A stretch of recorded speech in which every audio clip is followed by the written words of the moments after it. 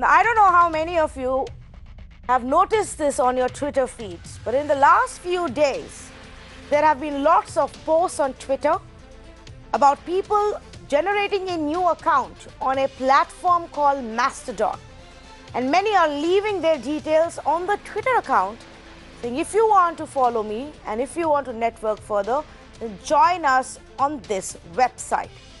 In fact, it's become extremely popular amongst journalists, amongst activists, and a lot of people are speaking about this on Twitter. Now, what we have noticed in the last few days is a larger story behind it as well. I'll explain to you what Mastodon is first. It's a new platform, not very new, it's been around for a while. It's catching up in India right now. It's a platform similar to Twitter, except that nobody really owns it. There is no one organization like Twitter or one management or any government that gets to decide the policies.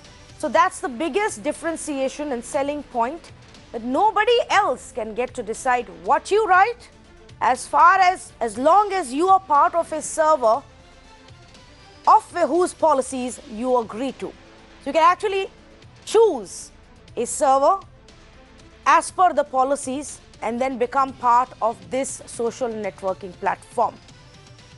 As we go along, we'll explain to you more about it. But the focus of tonight's conversation is not this platform, is what's happening on the biggest social media platform, that's Twitter.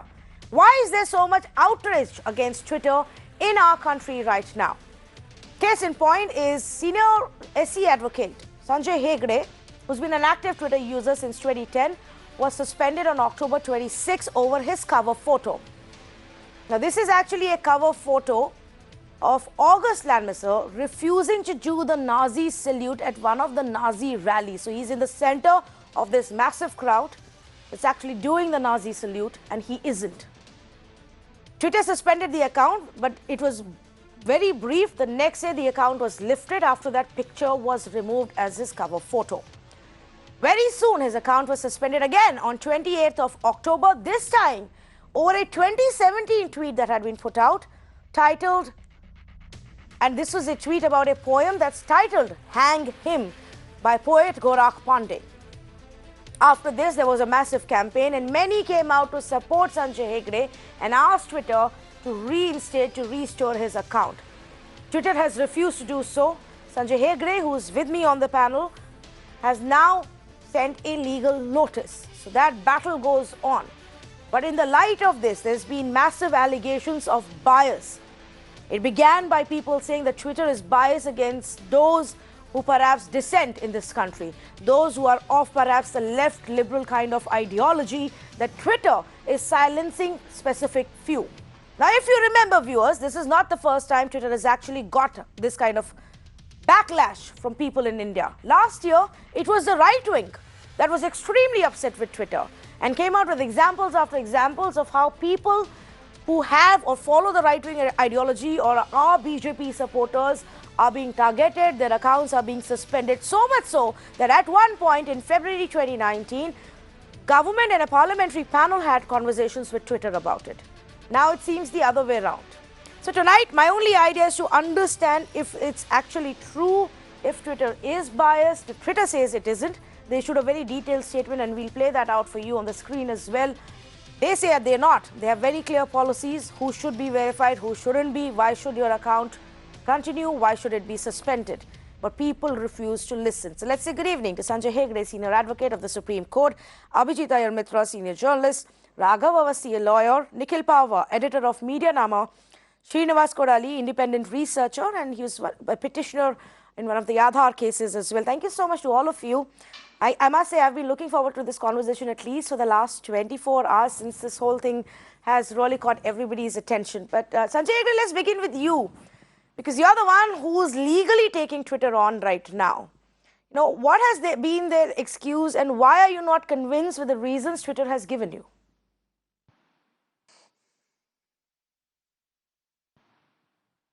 Well, look, I wish you had shown the photograph, which was my cover photograph. That is a description. That is a rally which took place in 1936 at a shipyard. Hitler was there. Everybody was busy frantically saluting him, and one fellow was just standing there with his hands crossed, refusing to do the Nazi salute. The name of the man was August Landmesser. He was an ordinary worker. He had got caught in the politics of the situation. He had married a woman, a German woman, whose mother was Jewish. And she had later been classified as Jewish, and therefore the marriage was illegal, etc., etc. It's a pretty sad story. But that moment of defiance has become a symbol of not standing with the majoritarian crowd. It is also a symbol of dissent. And I've had it as my cover photograph for nearly a year or more. If Twitter believes, or Twitter has policies against Nazi images, the point of that photograph is not the 1,000 people who are doing the Nazi salute, it is the one man who is not doing it. Nobody objected. It looks, and even today, there are accounts on Twitter called August Landmesser, which have the same photograph as their display picture. It's obvious that some IT cell or some kind of organized online mob who want to lynch free speech on platforms, especially speech which is not friendly to the government, decided to take the account down. They triggered off the artificial intelligence bots, which Twitter uses to administer the platform. I thereupon filed an appeal, and during the appeal, my account was suspended. That's the time when a lot of people said, restore his account. Twitter just kept quiet, dragged out the appeal. Finally, one fine night, somewhere at 3 o'clock in the morning, they sent me an email saying that they would not restore my account. Thereupon, I have no other option but to examine whether I have legal remedies. And that is the process. My lawyers have done a fine job of setting out the law on it and the law that we believe applicable on the subject.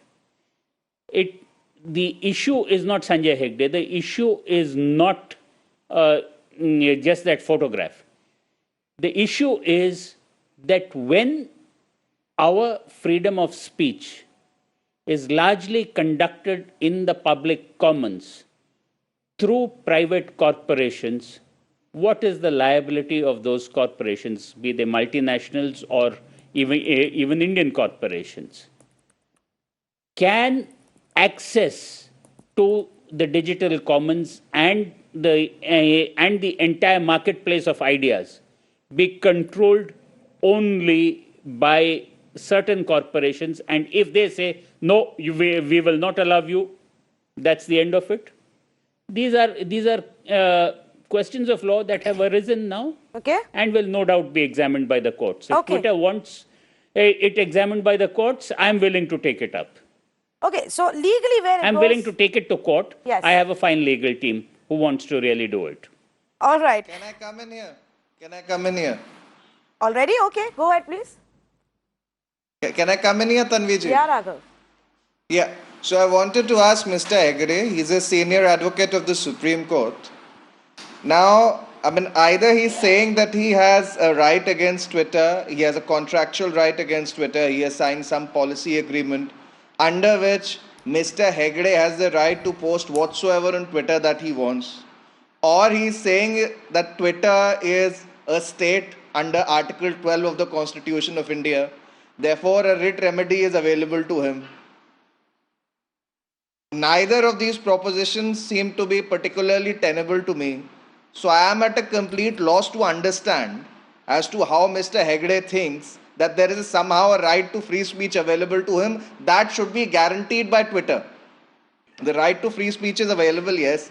However, Article 19 is very clear that not only the right to free speech, but all the rights under Article 19 cannot be curtailed without authority of law. The right is essentially available against the state.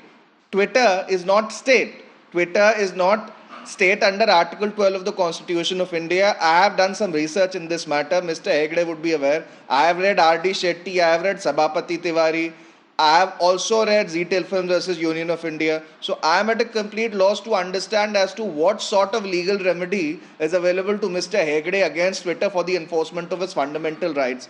And this somehow, although he's a fine senior advocate, makes me wonder as to whether he is initiating these proceedings in order to get some cheap brownie publicity points, because I am 100% sure that he is aware that there is absolutely I will ask Mr. Hegde no to respond to it, but I am again going to say, Raghav, that tonight I want to know from all of you if you believe there is any bias that Twitter displays. This is like saying, yes, but let Mr. Hegde respond to this, and then we will go to the larger question.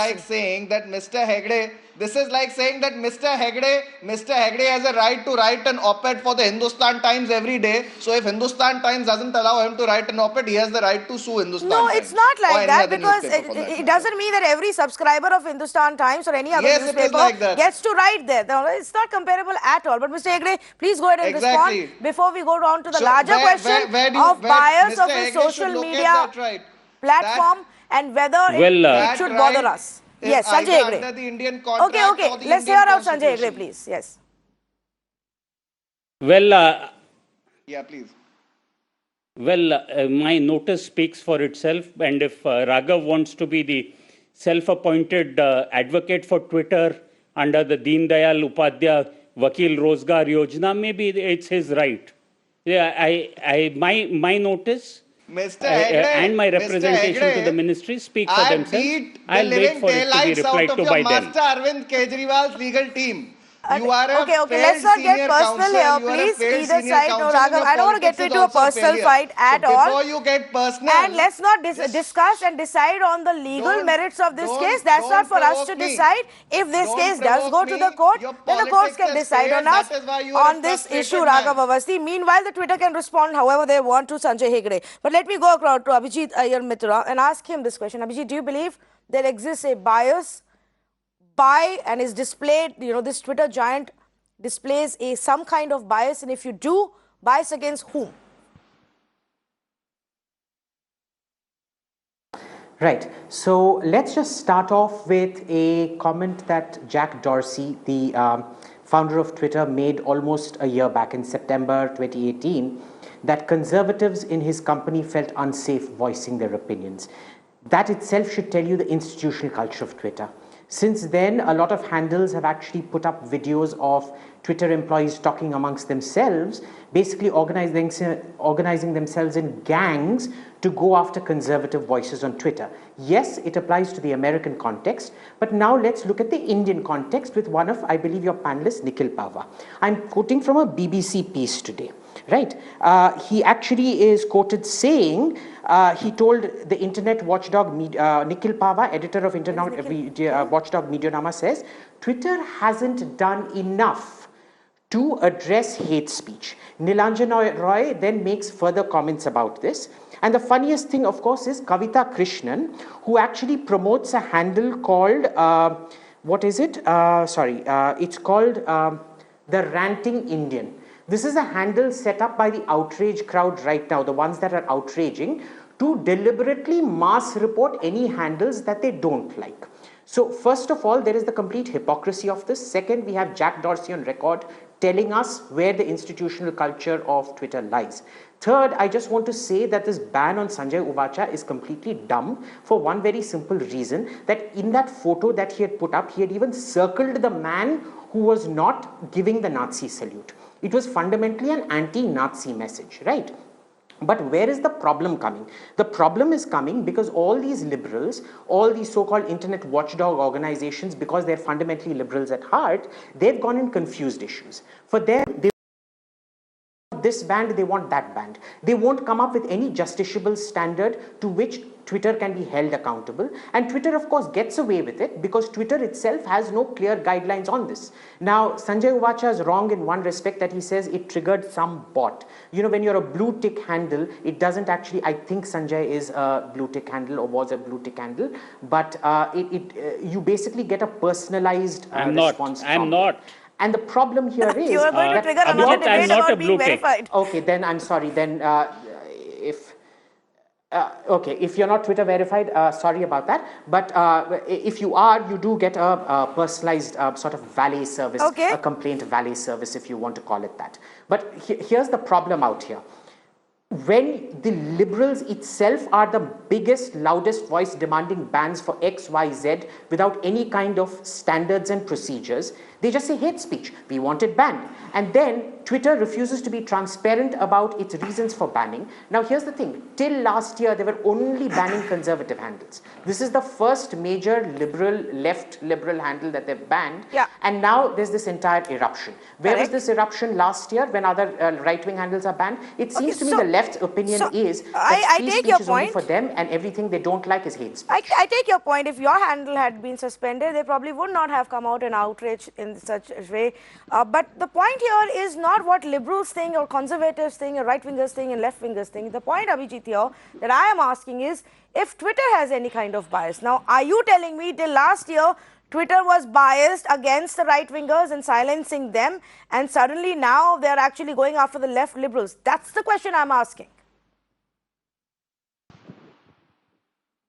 Look, they've suspended one left liberal. All right, they have a record, they have a historical record of suspending right-wingers. If you go to Anand Ranganathan, I think he's been on your program sometimes. Yes. If you go to his timeline, I can actually show you the kind of blue ticks that used to get handed out by Twitter when Rahil Khurshid was in charge. Yeah. You actually have cases of blue ticks getting handed out to people with 10 followers just because they were his buddies from Kashmir and they deserved a blue tick. All right, the blue tick process was entirely personalized till they start this verification process. Then, as in, you can apply to get blue tick verified. And then they suspended it because they didn't like the kind of people coming. You've had a whole history. You have liberal lynch mobs going after people that Twitter does nothing about. Yeah. But then when Milo, you remember Milo Yiannopoulos or whatever his name is, he went and tweeted something against this actor, this black American actor who acts in Ghostbusters, the remake of Ghostbusters. He was suspended for nothing. Apparently, he incited a lynch mob against her or whatever, a Twitter lynch mob against her, which actually happens a lot more with these left guys. And then you have Jack Dorsey himself saying that there's a left liberal bias. Also check out who Jack Dorsey endorsed for the last presidential campaign that Trump won. Okay, all right. And I think that point was made very clearly even the last time when the right-wingers were extremely upset. And they said all of top leadership of Twitter is extremely, anti-right and they're all left liberals and all of that. And I'm not too sure if that necessarily means that their policies are. Mr. Hegde, go ahead and then I will go across to Srinivas, but you wanted to come in? No, I have a brief point. Yes. I am not a left liberal. I am not a right liberal. I generally am an anti-majoritarianism. That's it. My economics could be right wing, could be anything. Okay. So let's not slot people. Yes. That's the first thing. Don't debate the man, debate the issue. Okay, done. Don't debate the man. Actually, I agree with you because I hate these labels. I absolutely detest it when people start using all kinds of labels, pseudo-secular, anti-national. It really doesn't matter. The larger issue, Srinivas Korali, can a social media platform like Twitter be biased with hundreds and thousands and millions of accounts generating so many tweets? How do they bring in this bias if it's all algorithm based and technology based? So bias could be inherent in the code that is policing it, right? If you're saying that's probably being automated, the programmer who's writing these scenarios of which accounts or which scenarios should an account be blocked or suspended could be inherently writing code but biased by his own politics. So in terms of how the platform operates, we necessarily don't know how biased it is towards a certain kind of people. But if you look at the stories, it's not about men, it's not about left or right. If you actually go check people who are women, who are transgender, who are Dalits, who are Muslims, if you go ask to each of these communities, they are all going to say you that they are biased towards them because they are all minorities. And there may not be enough proof because there is not enough studies But bias is certainly built into every platform who is just trying to make money. Okay. No, but at the end of And the day, whatever Jack Dorsey is doing in US has nothing to do what his politics are in India. yeah, no, I'm just trying to understand as a user, how does Twitter's bias reflect in its action? They possibly are not obviously going through everybody's tweets, cover photos, display pictures, each tweet, each angle. How can they be biased against, one kind of ideology last year, bias against another kind of ideology today, bias against, certain castes? There were allegations that Twitter is also casteist. And suppresses the voice of the underprivileged, or so how does that work? I'm just trying to understand technology wise, Mr. Korali. How do they do that? So it's Can I answer that? Yes, I'm coming to you simple, next. right? Yeah. It's the people. Okay. So it's simple. If there is a large set of population or users which is inclined towards a certain section of politics or stories or tweets that they want to appear, there is an inherent bias. So they are driving the algorithms to show you a certain kind of content. So any other content this majoritarian people do not like, they're probably complaining about it. And the platform necessarily is censoring it. So over the years, Twitter at one point of the time probably was a left-leaning, more friendly towards journalists and minorities who adopted it as a space to dissent against the state. But slowly you have seen that a large number of people who are close to the government in a majoritarian country like India have taken over the politics of Twitter and essentially trying to report any content which they think is against their politics. So, and these are driving the automated tools. Abhijit is rolling his eyes. So all you're seeing is that more people are complaining. Abhijit, why are you rolling your eyes? Yeah. Well, he can... I'm rolling my eyes because that is the most... Look, is there any statistical backup of this? I can literally... Here's the tweet.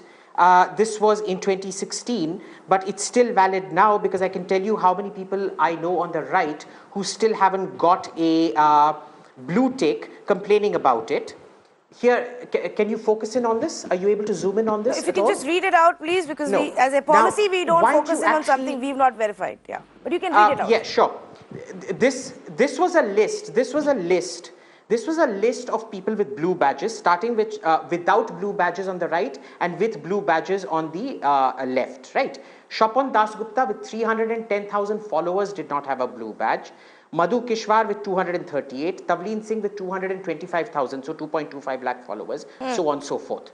On the left, Dilli Durast with 23.6 thousand followers, 1/10 of the top this thing. Mihir Sharma with 50,000 followers, etc., all had blue ticks. All right. Now, here's the thing. If you want to make the allegation of bias, then come up with a table like this, which but actually is it categorizes necessary things. that it's only Because all I'm dependent on hearing is number a of lot followers? jargon, majoritarian, hate. Is it only dependent on number of followers? I don't think that's their only course it criteria is. for number of followers. So because here's the how point. else Here's will the you thing. explain the latest controversy Tanvi, about Jay give me a Shah's category. account getting Well, verified? Jay Shah has about... Yeah, I don't think that's the policy any which Why, ways. Yes. why 27. don't they come up with a category? Why don't they come up with a category which tells you that this is what will be verified, this is what you need to do to be Okay, verified. so that's the and point this I is can not. take. That's the All point right? I can They take don't want any of forward. that. So- Now here's the second thing. Hang on, one sec. Tanvi, one more point, one more quick point. how Let's was also that- not forget when Jack Dorsey was here, that famous photo, that infamous photo of all those ladies meeting him, they were all on the left and he was carrying a placard saying smash Brahmin patriarchy. Let's not forget that also. All right. Again, when tribals, Dalits, etc., complain about Twitter's biased against them, I actually want to see proof of that because I'm hearing all these stories. I'm not seeing any evidentiary backup for it. I'm not seeing any statistical backup for it. All I'm hearing is a victim narrative for it. And let's remember, Sanjay Ovacha is the biggest. So I'm just going to correct you left-wing because that one celebrity to be phrase makes a suspended lot from of Twitter so far. difference. smash Brahmanical patriarchy is somewhat different from saying smash Brahmin patriarchy. Just going to correct you on that front because people interpret the two phrases very, very differently. But I will take your point. And Sanjay Hegde wanted to come in. Sanjay Hegde, and then maybe they should know that they interpret it very, very differently. So then is the allegation of bias also coming from the fact that Twitter is not even clear about their policy, just exactly who gets these blue ticks?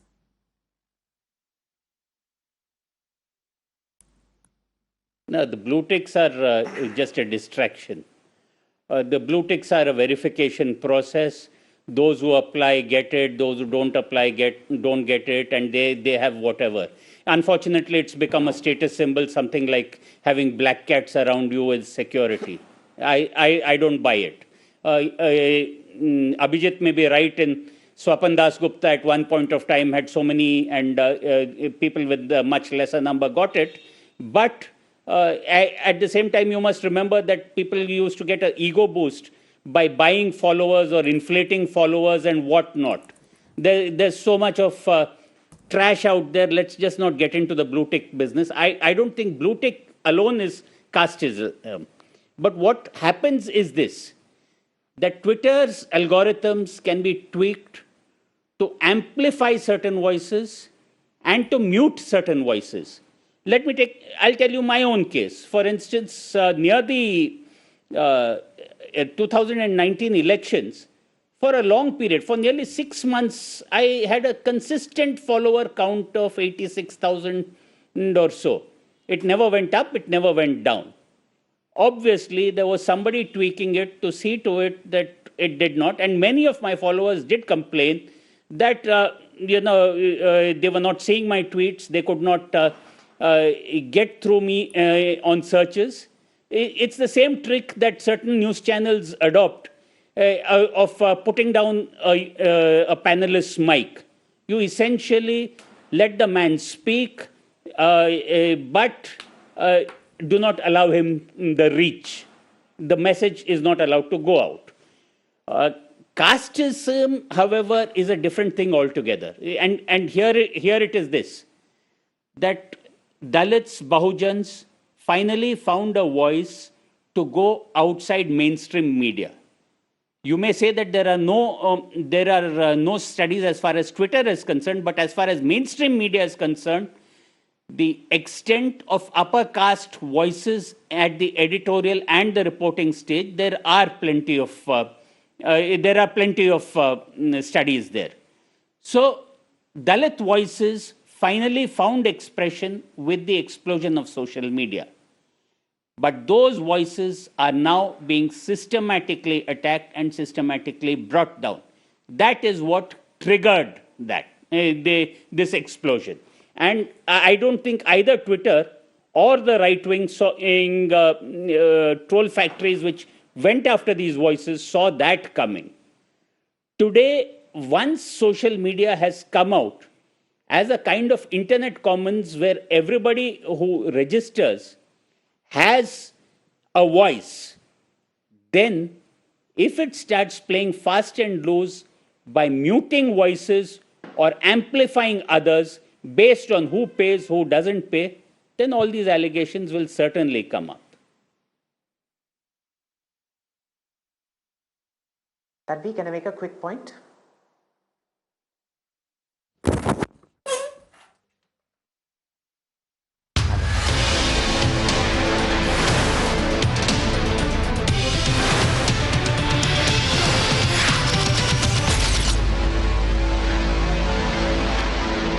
Welcome back, and I apologize for this break, which was not really planned, but there are technology glitches that happen to all of us, and today it happened during the urban debate. My apologies to our panelists and my apologies to our viewers for this untimely break, but I'm going to get back to the big conversation we were having. Does Twitter display any kind of ideological bias? And I will come back to this point of ideological bias. Raghav Avasthi, it's not about, what ideology half of Twitter or the rest half has. It's about how Twitter responds to that. Can we really say that they are biased against one set of people? See, as far as I am concerned, there are many people on the quote-unquote right who also have similar complaints. Yes. My friend Advaita Kala I found out recently that I was not following my friend Advaita Kala when I had never unfollowed her deliberately. So there are these things that keep happening, and I think people across the board have aired their grievances. But what I don't understand, quite frankly, I just went through Mr. Hegde's legal notice also. He cited Article 19(1)(a). This notice seems to have been drafted by one Pranjal Kishore. I really don't see how the right to being given a platform is an essential component of the right to free speech. This is something that is completely unfathomable to me, and I am sure that if this matter ever goes to a constitutional court, assuming that it is not thrown out in limine, I'm sure the court will also come to the same conclusion. Okay, so let me as ask far this as the question of Dalit Bahujan voices being suppressed and whatnot is concerned, Yes. let me complete. As far as the question of Dalit Bahujan voices being left out and whatnot is concerned, the kind of hate speech against Hinduism that is condoned by Twitter on the pretext of these Dalit Bahujan voices, first of all, I don't know whether they are how they are Bahujan, because they don't seem to be voting against Hindutva or the BJP, unless and until we believe the conspiracy theories that EVMs are also hacked. The point that I'm trying to make is that the kind of hate speech against Hinduism that is allowed that is allowed, and the kind of long rope that is being given to these people is absolutely intolerable. Okay, so here is, I don't know about that, and I think everybody has their own grievances as far as Twitter is concerned. Somebody say it's caste-based, somebody says it's against one full religion, somebody says it's about a political ideology, or if whether or not you're taking on the government or backing the government. And let me also put it out there for our viewers, it's not a debate that we're just having in India. That's a debate that's going on worldwide. But effectively, Mr. Kodali, is it that if a large group of people start saying something and tweeting about it and campaigning about it, that's when the social media giant just decides that, okay, majority is saying this, let's act as per that? Is that what you have noticed as a pattern?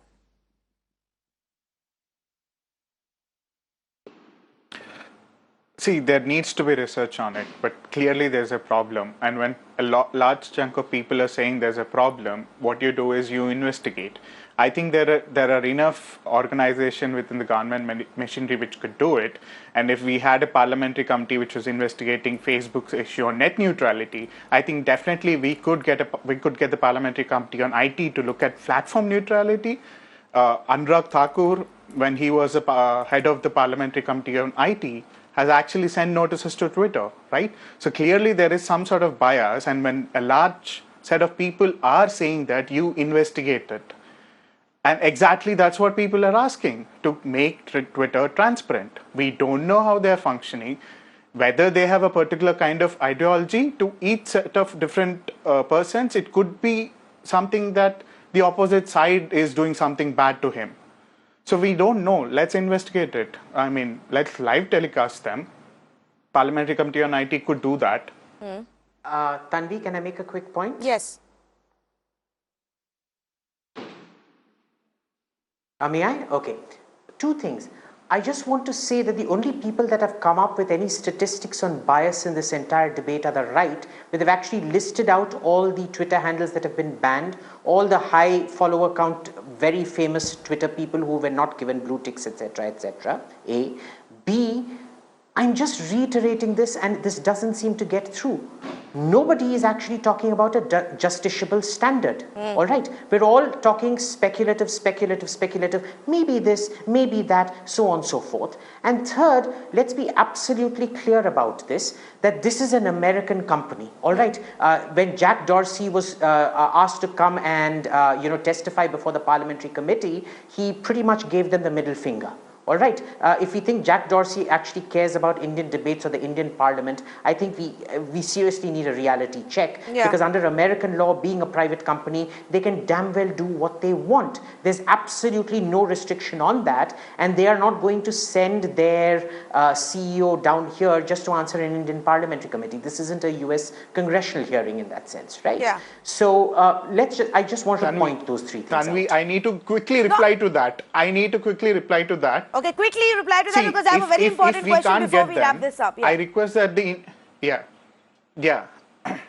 Yeah. So if we can't get Twitter in order, I request that the government stop spending any ad money or any money on Twitter or on American companies, right? You actually want Indian companies to control them? Get them. But at least ensure that they're fair. I'm not saying that Twitter needs to be supported or we need to go after them. Irrespective In of what fact, I'm trying to Abhijit says, move Mr. away Kodali, to and all what different many others out platforms there where I believe, think I have I'm a not voice. too sure that the government is really intent on making these international companies accountable.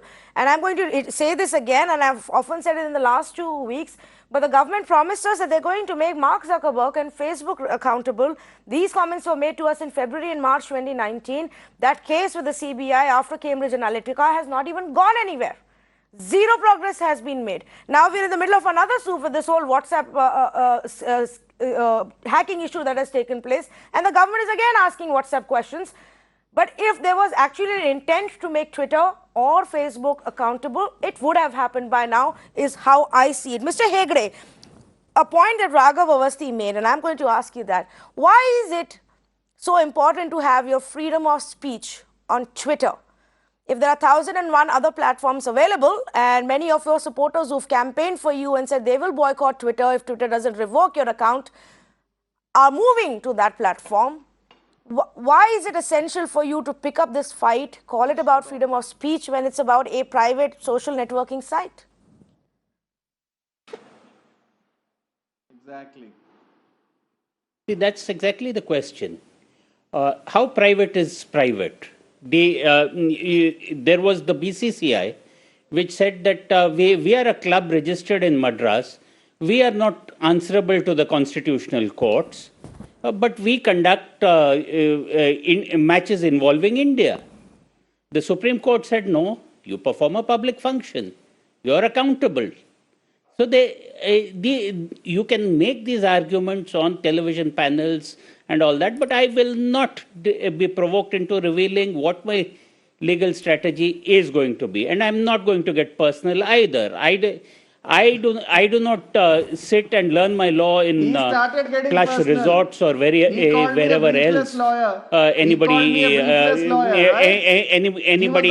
contemplates Mr. Hegde, I don't want to know your legal strategy at all, and I am not batting here on behalf of Raghav Avasthi at all. I genuinely want to understand because I saw a lot of people outrage on Twitter about Twitter. So the idea is to ask, why is it so important? Do you believe that today Twitter as a social networking platform has become a force to reckon with that is influencing people, which is why you must fight for it?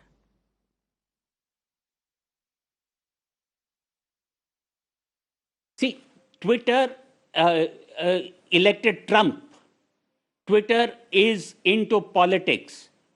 Twitter is part of the state in as much as the state permits it to operate within India and influence both politics and policy. To say that no, I am a private club, I don't do anything, that is simply not true. Therefore, yeah, 1 minute, let him finish his point, please. Let him finish his point, please. Does Twitter's public functioning make it a part of the Indian state which is liable to answer a constitutional court or an ordinary court? We have not yet decided. We have not gone there yet. We will decide. But it will certainly be answerable to an Indian court or, if necessary, even a court abroad. We will not reveal our legal strategy. Okay. But Raghav, you can come in, but you're going to promise me this is not going to be further digging down Sanjay Hegde's legal strategy. Yeah, because I'm not interested in that. I am interested in why Twitter is so important. No legal strategy. If it influences Indian policy, then it would be subject to... Fair enough. I take your point, Sanjay Hegde. Yes, Raghav Avasthi.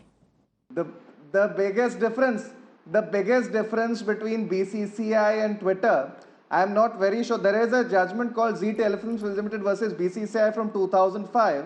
in which the same argument was made by the dissent. That was, I think it was Justice S.B. Sinha who authored that dissent. He basically said that since BCCI has a state-sanctioned monopoly and it sends cricket teams abroad that carry the India logo and Indian flag and whatnot, therefore it should be subject to the jurisdiction under writ jurisdiction of the constitutional courts. Now the point that we have to understand is, and this is something that R.D. Shetty versus Airports Authority has also said, it is whether or not Twitter has a state-sanctioned monopoly. Twitter does not have a state-sanctioned monopoly when it comes to dissemination of your views. If you don't like Twitter, you can go to some other platform. So the analogy that Mr. Hegde tried to draw between Twitter and the BCCI is completely and utterly misplaced. I am not so conversant with the laws of other countries. I am somebody who practices law in India. I went to an Indian national law school, so I'm conversant with the laws of India. If Mr. Hegde wants to sue Twitter in some other country, more power to him and to his lawyers. And as far as my limited knowledge of the law is concerned, I don't think his lawyers understand what the law is, at least in this country. Very limited. Out of time on this, but I think this debate is going to continue. Frankly, I do agree with what Abhijit also says. There's not enough evidence. Srinivas Kodali also said there's not enough actual evidence to suggest if Twitter is biased in a certain way.